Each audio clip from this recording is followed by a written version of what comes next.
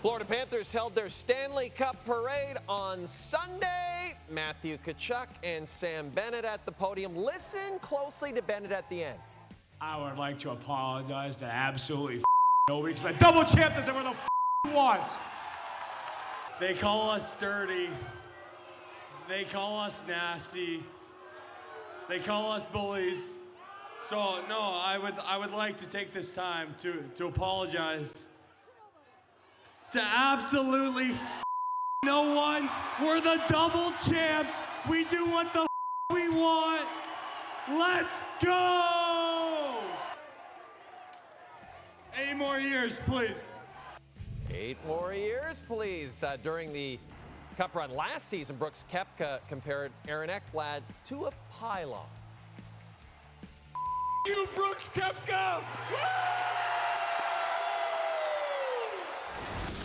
I have a bracelet on. Can anybody guess what it says? You, Brooks Koepka.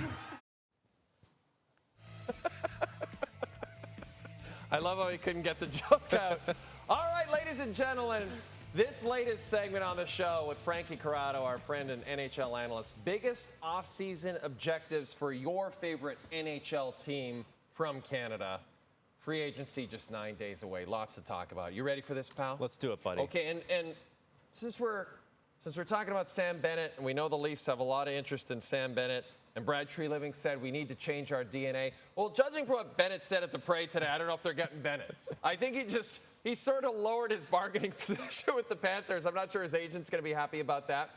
If you don't get Bennett, obviously Marchand's out there. How else do you change the DNA? That would be your starting point as far as changing the DNA. And I would say that half of it is going to be done already if Mitch Marner doesn't re-sign with the Leafs, and It doesn't seem like that's likely. So now you're halfway there. What do you do moving forward? If you were to get Brad Marchand, that's the big one that you go out and get. And obviously, like, you're not replacing a 100-point player with a 100-point player. You're replacing a 100-point player with multiple players, hoping that you can get a different outcome in the bigger games. And Brad Marchand showed that he can have a better influence on those big outcomes. You know, and then you look at certain guys that might just be workers, guys that just work like dogs. And Andrew Mangiapane, someone who obviously has some familiarity with the GM, Brad Treliving. And then you try and, map it out. What's it going to cost? If you had $13.5 million for Mitch Marner, is it 8 for Marchand, 4 for Mangiapane, and then can you find 1.5 for a guy like Tanner Jeannot? And there's your money allocated on 3 guys. It might be wishful thinking, but that's the way you have to change the DNA. Get guys that just work like dogs. Yeah. I love the Tanner Jeannot suggestion, the Oxbow Ox. Yes. Even though, he's hopped around, it's almost like he's looking for a good fit himself in a way. Yeah, and I think that's part of the utilizing the money in different ways, right? Like you're not gonna say you're changing the DNA and then just get a worse version of Mitch Marner for a lot of money. Like spread the money out differently, bring in different pieces, and see if you can get an outcome that is more favorable to you in the moments that you really need it. I'm not saying that's the player that's going to score you the big goal, but look at the way the Panthers were built. That was like just a pack mentality, a bunch of dogs trying to hound you.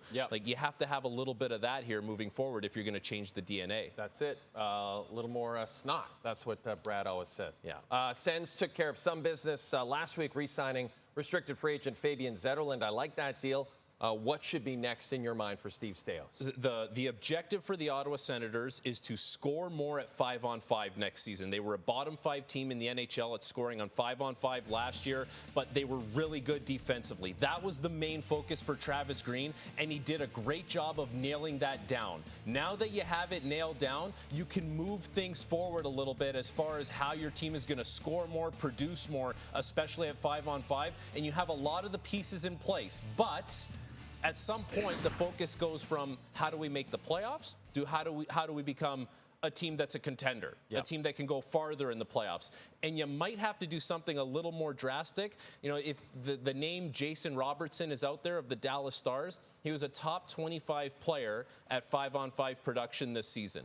If there is something the Stars need to do as far as moving salary and that guy becomes a casualty of it, the Ottawa Senators should try and make that happen, because that's the type of move that takes you from just trying to make the playoffs to how far can we go in the playoffs? And then there's the Montreal Canadiens, who made the playoffs last year almost ahead of schedule in a way. It's kind of a weird position, right? Because they're still rebuilding, but once you make the playoffs, you don't want to take a step back. That's exactly it. And they did it really with a void second line. Like there was no real second line threat. And now you have a piece in place in Ivan Demidov, who could be the rookie of the year next year, like a very talented player. But, if it's Patrick Laine would be there. Alex Newhook is probably not your second line center. He likely would slot in lower. We saw the Kirby Dach experiment. Like, he got hurt again. So for me, the Montreal Canadiens, their main objective, build a second line. I'm not saying that you have to go out there and acquire a true second line center, because that's going to be tough, like with the money that you're going to have to spend, and the fact that